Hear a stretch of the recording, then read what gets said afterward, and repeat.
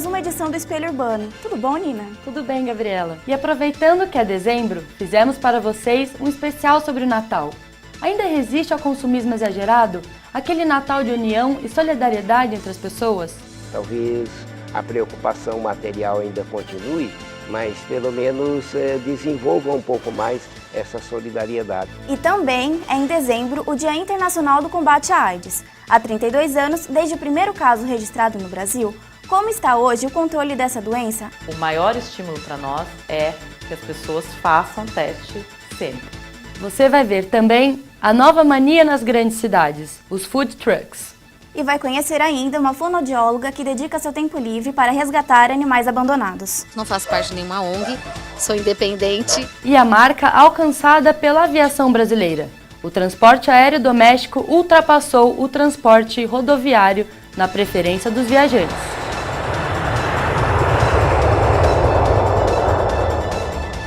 A gente vê tudo isso já já.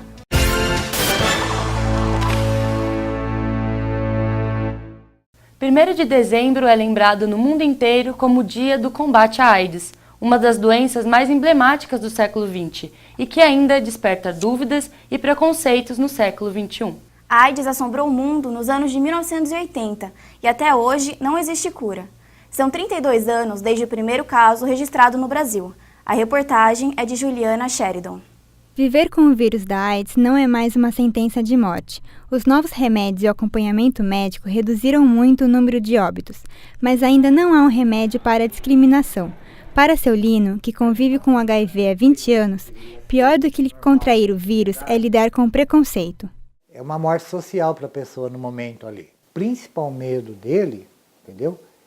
É que as outras pessoas fiquem sabendo.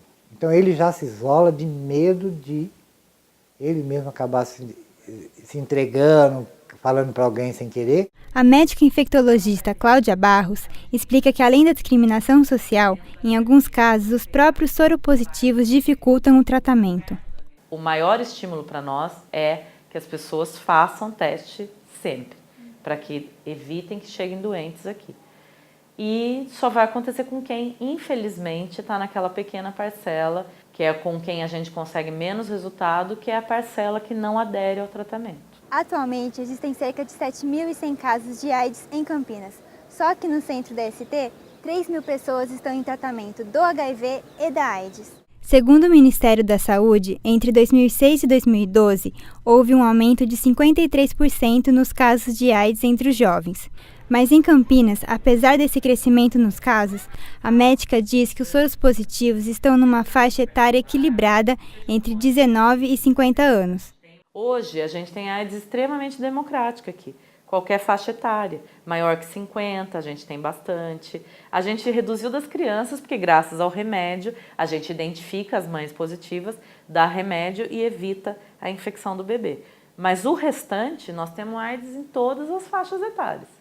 Além de realizar o tratamento, seu Lino ainda ajuda outros pacientes a lidarem com a doença em um grupo de apoio do DST-AIDS. A gente trabalha com um grupo de pessoas soropositivas dentro da ONG, né? Então a gente tem um grupo de ajuda mútua, a gente faz acolhimento das pessoas, tudo, porque é uma troca de experiência entre o grupo. Tem pessoas com mais de 20 anos de HIV e pessoas recém-diagnosticadas. Apesar do primeiro caso de AIDS ter sido registrado há mais de 30 anos, esse alerta nunca é demais. Se ela usar camisinha, acabou, né? Ela tá igual a outra qualquer pessoa da sociedade. Agora, tem gente que tem HIV e transa sem camisinha? Tem. Gabi, você tem ideia do número de animais que são abandonados nas ruas de Campinas? Olha, Nina, eu sei que são muitos, mas vamos conferir esses números e o que está sendo feito na cidade em relação a esses animais. A reportagem é de Amanda Januzzi. Mel não sabe falar, mas suas atitudes demonstram gratidão. Essa fonoaudióloga, que dedica o tempo aos animais abandonados, encontrou Mel e o filhote sozinhos em uma avenida movimentada de Campinas, correndo o risco de serem atropelados. Não consegui me conter. E ela é minha primeira resgatada. Depois disso vieram outros, né? João, Johnny e Raul também foram resgatados por Cristina. Não faço parte de nenhuma ONG, sou independente, mas conto com a ajuda de vários anjos no Face, que me ajudam financeiramente. Cristina recebe as denúncias de maus tratos através das redes sociais E, por morar em apartamento, ela paga a estada dos animais neste hotel de cachorros. Por isso, donos de clínicas veterinárias e hotéis acabaram fazendo parcerias com Cristina e outros protetores de animais. As ONGs estão lotadas, as casas delas, elas estão tendo que socorrer atrás dos hotéis. Então, eu faço um preço assim super simbólico e estou com bastante cachorro aqui resgatado. O nosso problema maior é lar temporário, né? Onde deixar esse animal assim que a gente resgata. E tudo superlotado. O único local público de Campinas que abriga animais, localizado no Parque Via Norte, também está lotado. O diretor do Departamento de Proteção e Bem-Estar Animal estipula que existem mais de 15 mil cachorros nas ruas de Campinas, mas o canil só possui 24 baias. Nós temos trabalhado especificamente, de forma imediata, com os animais que são atropelados, vítimas de ações do homem, mas a nossa visão não é uma visão resgatista, que a gente tira o problema dos animais dos olhos das pessoas e traz o problema para dentro do espaço público. Este departamento é responsável pelo cadastramento dos animais em situação de rua, castração e encaminhamento deles para a adoção. Quanto aos maus-tratos, o departamento atua com políticas de conscientização. Esses maus-tratos, normalmente, a gente tem tentado resolver fazendo uma parceria, uma conversa com os seus responsáveis. Os campineiros podem denunciar maus-tratos aos animais pelo Disque Denúncia. Neste ano de 2014, a cidade de Campinas registrou, em média, 40 denúncias de maus-tratos aos animais. Os casos são encaminhados para a delegacia mais próxima do local da denúncia, mas essa advogada acredita que as leis de proteção aos animais não são aplicadas. E hoje em dia as pessoas elas têm que, ao se deparar com uma situação de maus-tratos, procurar uma delegacia mais próxima. E não existe um acolhimento a essa pessoa adequado. Mas, infelizmente, ainda existe pouco empenho das autoridades para destinar pessoas para averiguar esses casos. No Brasil, existe uma lei federal dos crimes ambientais que também engloba os animais. É prevista detenção de 3 meses a 1 ano e multa para aqueles que praticarem ato de abuso, maus-tratos, ferir ou mutilar animais silvestres, domésticos ou exóticos. Mesmo assim, ninguém vai ser preso, porque existe no Código Penal um outro artigo 44, que ele diz que a pena de privativa de liberdade até 4 anos pode ser substituída por restrição de direitos. Não é só no campo profissional que Larissa defende os animais. A advogada também faz resgates de forma independente. Isso é uma paixão já desde criança.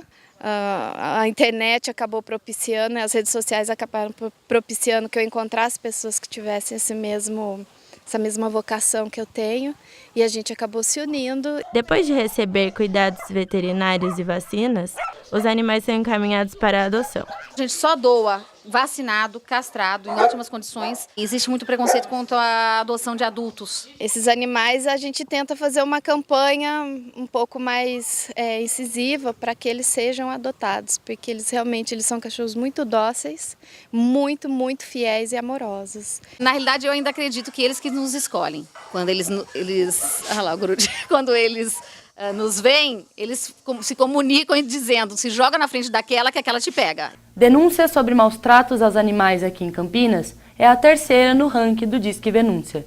O telefone é 32 36 30 40. E depois do intervalo, uma nova mania, os food trucks. E o aumento do número de pessoas que preferem viajar de avião, daqui a pouco.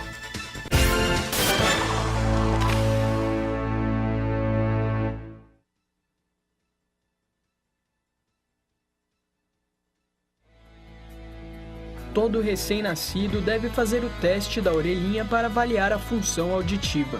Na Clínica de Fonoaudiologia da PUC Campinas, ele pode ser feito gratuitamente.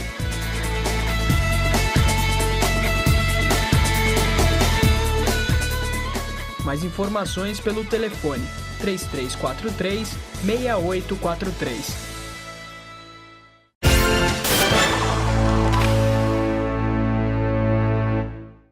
Você sabe o que são food trucks? São trailers que vendem comida rápida e barata pelas ruas da cidade.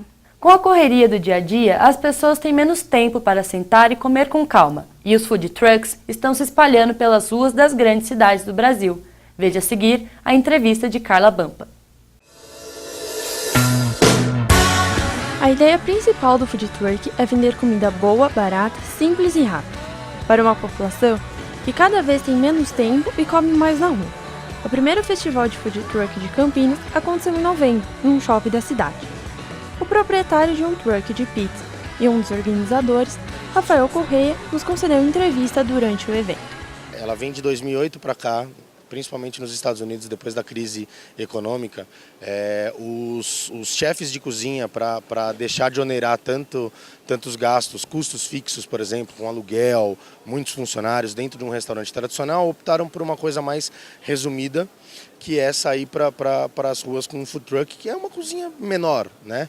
Embora tenha uma operação gigante, tanto quanto um restaurante normal. Esse é um mercado que vem crescendo em São Paulo desde março desse ano. Foram 90 trucks instalados na capital.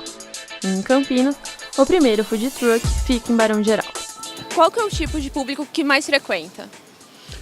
Em geral são os jovens, né? A gente fala que são jovens e jovens adultos, então a gente coloca aí de uma faixa de 16, talvez 18 anos até 40 anos.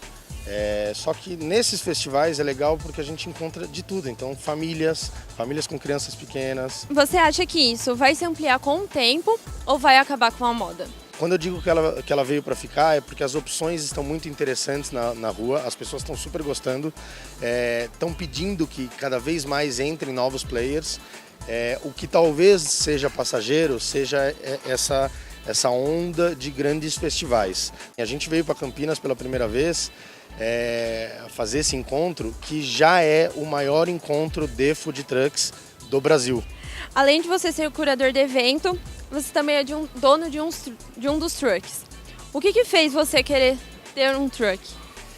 A história é meio louca, assim. Eu era publicitário, estudamos a tendência que estava para chegar no Brasil, já estava dissipando nas grandes metrópoles mundiais, e aí a gente falou, então tem que ser um food truck de pizza, que é aquilo que a gente sabe fazer, a gente sabe que a receita é gostosa, e aí investimos. Agora, conheça uma cozinha em funcionamento. A gente montou todos os itens de preparação que já são cortados, manipulados na nossa cozinha de apoio. A gente já traz tudo bonitinho, tudo certinho, só para fazer a montagem da pizza, como vocês estão vendo as meninas fazerem.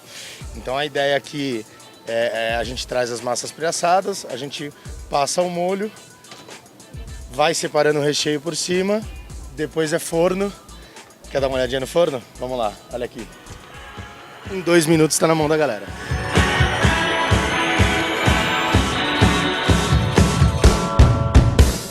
Para saber onde os food trucks vão estar nos próximos finais de semana, é só acompanhar a agenda nesse site aqui, foodtrucknasruas.com.br.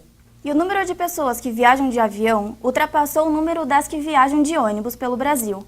Mas por quê? Aumento na capacidade dos aeroportos? Aumento na renda dos brasileiros? O que está por trás desse boom nas viagens de avião? Confira na reportagem de Rafaela Piai.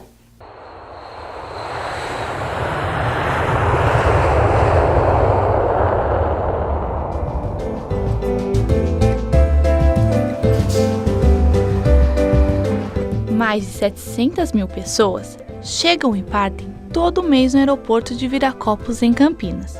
Para alguns, esta é uma rotina conhecida. Já para outros, é o sonho da primeira viagem de avião prestes a se realizar, como é o caso desta família. A minha primeira vez, dele, esse dali já foi uma vez também, entendeu? A comodidade e o custo-benefício atraíram muitas pessoas para o transporte aéreo. Em 10 anos, o número de check-ins passou de 30 para mais de 100 milhões. Um dos fatores é o aumento do poder de compra da crescente classe média. Para esse casal, que trocou o transporte rodoviário pelo aéreo, a principal vantagem é o tempo que economizam em cada viagem. Nós estamos chegando de Cabo Frio, no estado do Rio de Janeiro. E de Cabo Frio a São Paulo são 9 horas e meia de ônibus. E de voo Cabo Frio-Campinas é 1 hora e meia. Então a diferença é muito grande e hoje em dia também as empresas aéreas facilitam o pagamento, né? E as passagens estão bem similares e é muito bom. Para se ter uma ideia dessa economia, basta comparar o preço entre uma passagem de ônibus e avião. Para Salvador, a diferença de preço entre os meios de transporte é de 277.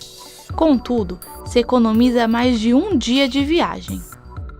Para este economista, uma das razões para os preços mais baixos das passagens aéreas é a grande procura da população.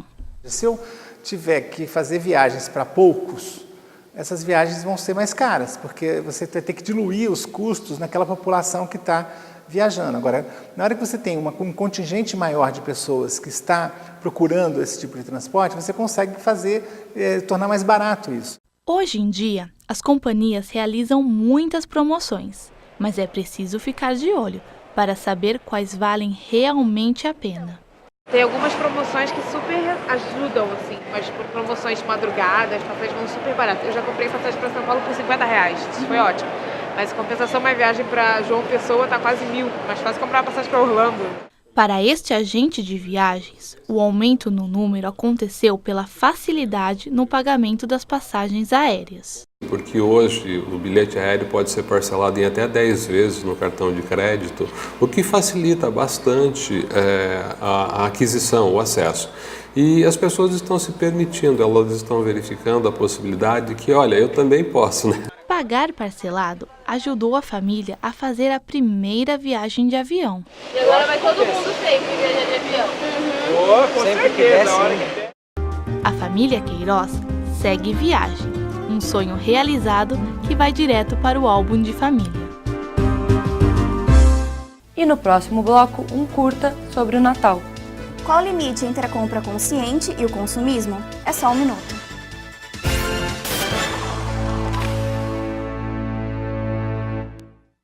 Sabe aquilo que você não conta nem para o seu melhor amigo? Conte com a Clínica de Psicologia da PUC Campinas. Com o apoio de professores e estagiários, a clínica oferece atendimento psicológico gratuitamente. Mais informações pelo telefone 3343-6846.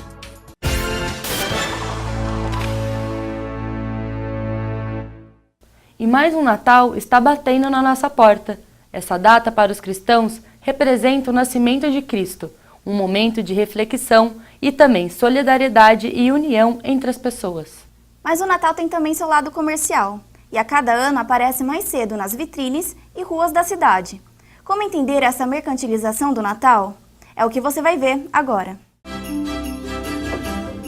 O sentido do Natal era outro. Nós estamos vivendo numa época de consumo, né? As pessoas consomem muito no Natal. Grande parte do consumo desta época é um consumo para presentear. Nessas celebrações só importa o presente.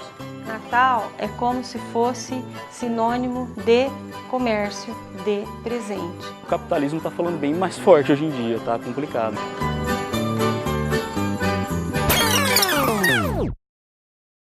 Então, hoje em dia, o Natal é muito mais visto por esse aspecto do que pelo aspecto original dele, que era um aspecto religioso. Hoje em dia, isso acho que perdeu um pouco de força. Não que tenha assumido, ainda existe a característica religiosa, né? Ela está aí. No entanto, para grande parte das pessoas, não é nem a característica mais importante. Realmente, cada dia o pessoal pensa em dinheiro, dinheiro, dinheiro e esquece do resto, né? Então, realmente, o que a gente vê em TV, o que a gente vê na mídia, se você andar aqui fora, realmente o pessoal quer só fazer a parte do consumismo e dinheiro, gastar, comprar, enfeitar, tudo. Natal coincide com, no Brasil pelo menos, coincide com o 13º salário, tá? Então é a melhor época do ano para o comércio. Estima-se que normalmente as vendas nesse período chegam a aumentar até 100%, dependendo do tipo de comércio, né? Principalmente aquele comércio vestuário, eletrônicos, viagens, né? Turismo.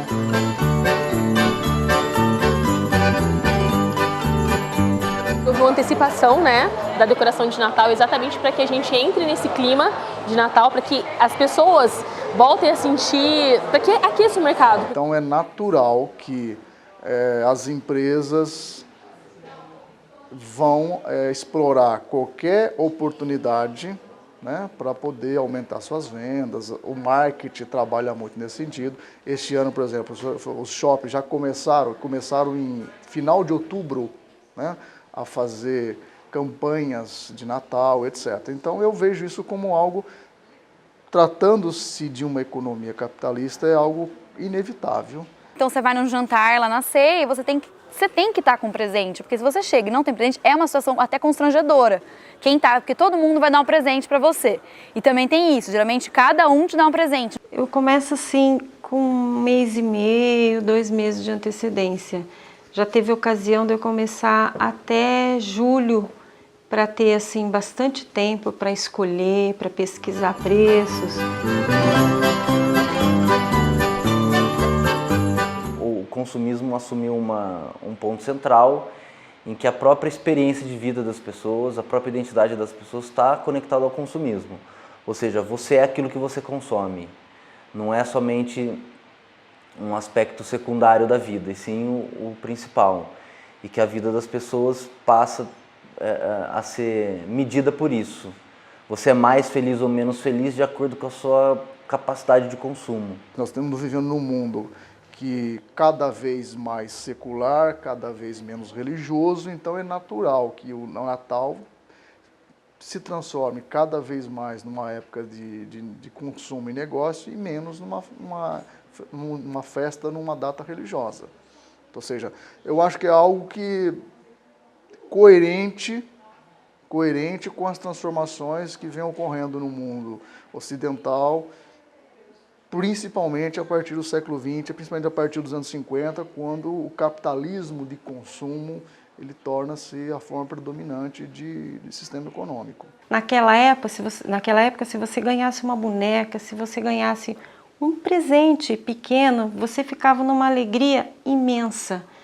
Hoje, me parece que as pessoas não se contentam com pouco, não se contentam com uma boneca, não se contentam com um carrinho. As pessoas gostam dos eletrônicos, parece que focam nos presentes mais caros, nos presentes que aparecem, os presentes da mídia, os presentes do momento. Do ponto de vista mais econômico e social, eu não vejo muito como isso ser alterado a curto prazo. Talvez no longo prazo surjam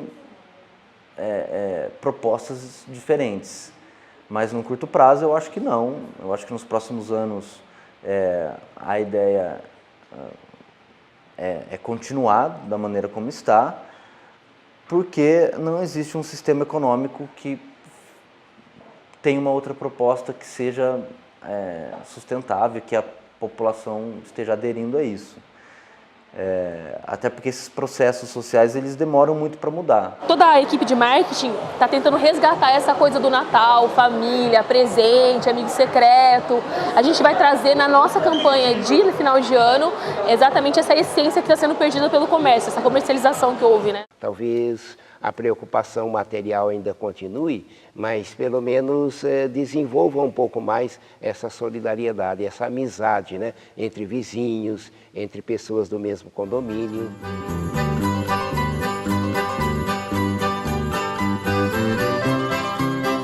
Nós estamos vivendo numa época de consumo, né? Nós estamos vivendo numa época de consumo. Então, por causa dos problemas financeiros, né, do país e das famílias, então realmente há uma necessidade de aproveitar essa época para as pessoas venderem. Eu sinto na obrigação de comprar algo muito bom, tipo, é como se fosse aniversário.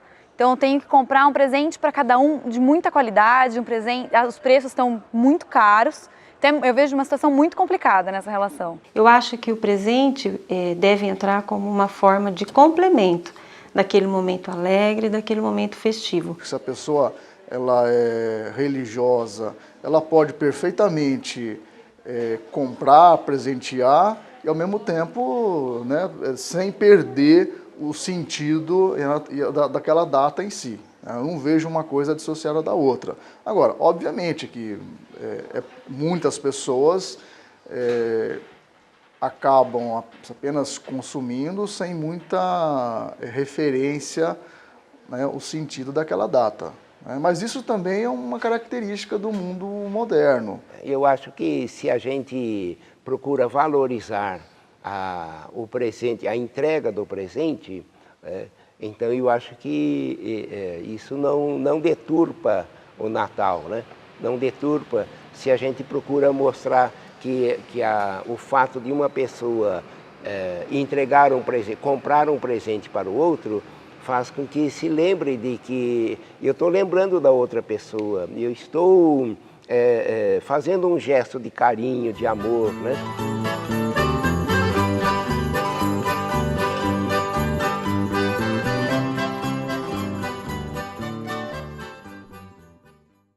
O Espelho Urbano fica por aqui e no nosso último programa do ano gostaríamos de agradecer a todas as pessoas que nos ajudaram por trás das câmeras, editores de imagem, editores de áudio, cinegrafistas e toda a equipe de apoio aqui do Labs. Nosso muito obrigada! Que todos tenham um ótimo Natal e um feliz Ano Novo. Tchau, tchau!